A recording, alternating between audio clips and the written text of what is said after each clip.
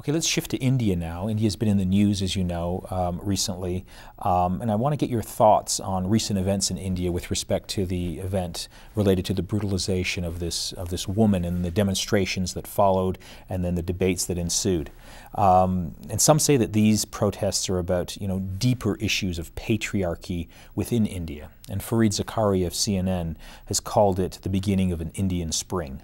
How do you read these events? The kind of violence that emerges as a result of this, simmering anger and frustration that you've been promised so much. This is sort of bonanza of globalization, of economic growth, a television set, a roof above your head, a scooter or maybe a car, and you're nowhere close to it after many, many years of, struggling in menial jobs. That, I think, is one of the reasons why we see such an upsurge of violence against the most vulnerable members of human communities in these places, which is women. I think patriarchy has a huge role to play on this. Traditional forms of misogyny, all of that has been in play for some time now, and they get distorted by when they come into contact with a certain kind of consumer modernity, which is completely valueless, which just believes in acquisition, through whatever means.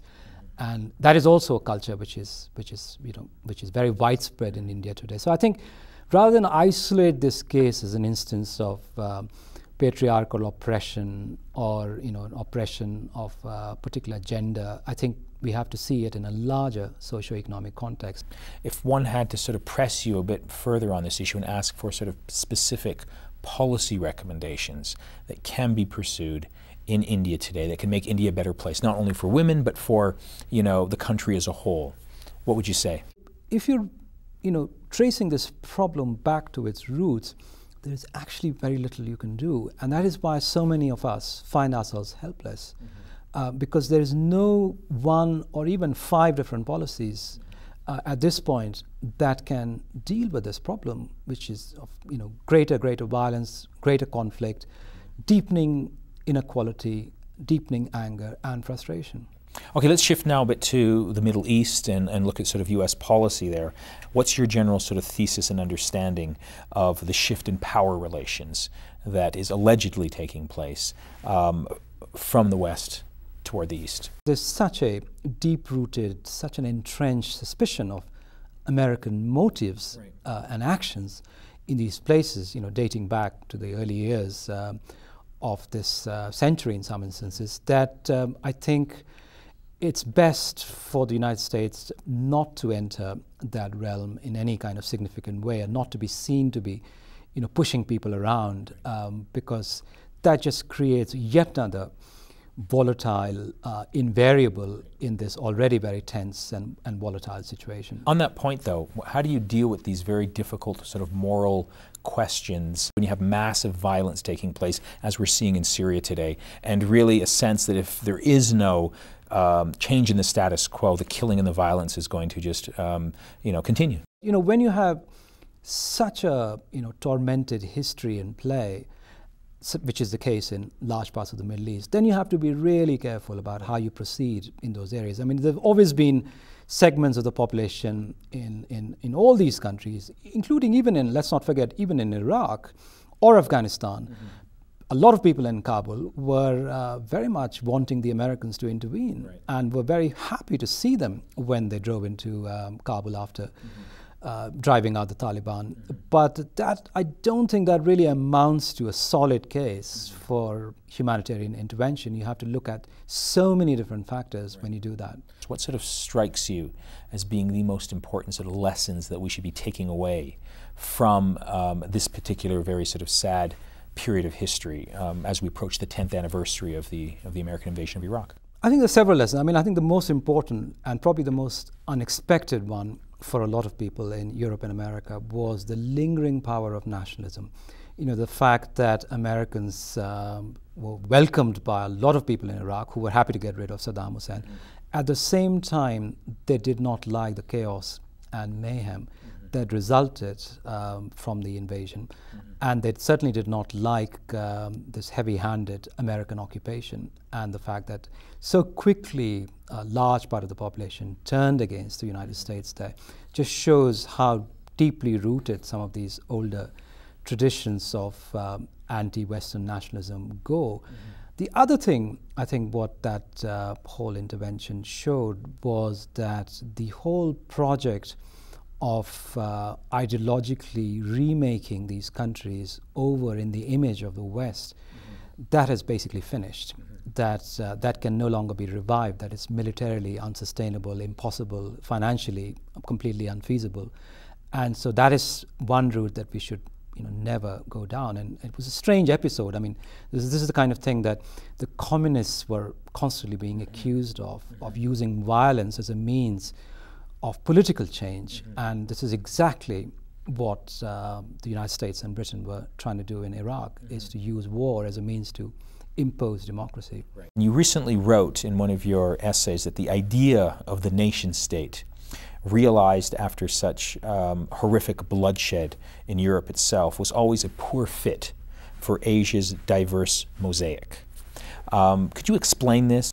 Well, this is one of the unfortunate things that happened during the whole process of decolonization, that so many Asian countries, so many Asian leaders and intellectuals ended up adopting this very disastrous political model, which is that of the nation state, which in Europe itself, let's not forget, was imposed with great violence upon Europe's own patchwork of nationalities, ethnic, religious communities, and involved some horrific violence. The sort of 19th century, and especially the early part of the 20th century, it's an eloquent witness to that kind of violence. And we seem to be, going through that phase in different parts of Asia, where so much of our national energies in places like India or Pakistan go into holding on to bits and pieces of territories, suppressing this or that ethnic religious minority. You look at any country, look at Thailand,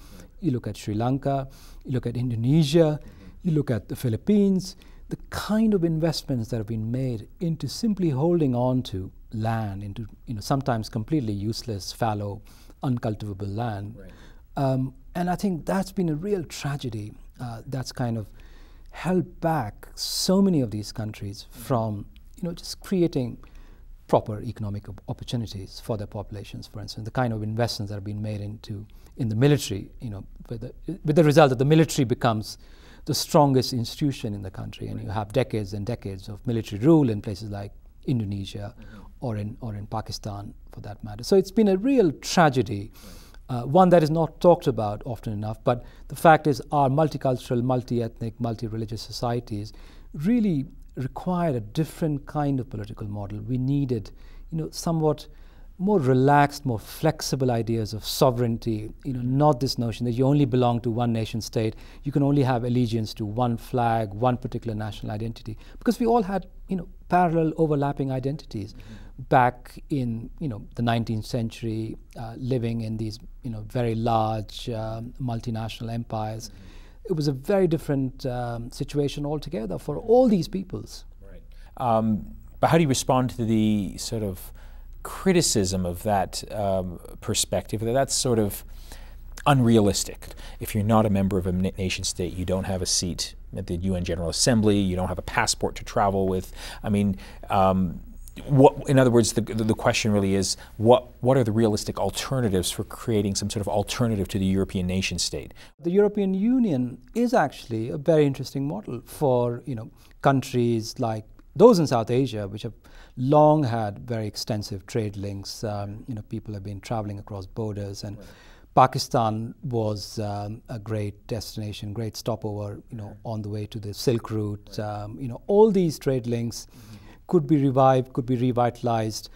There's a whole sort of problem between India and Pakistan, which have led these two countries into several wars and some obscene amounts of expenditure on defense. We could have all avoided that if we had stuck to a larger notion of a South Asian federation.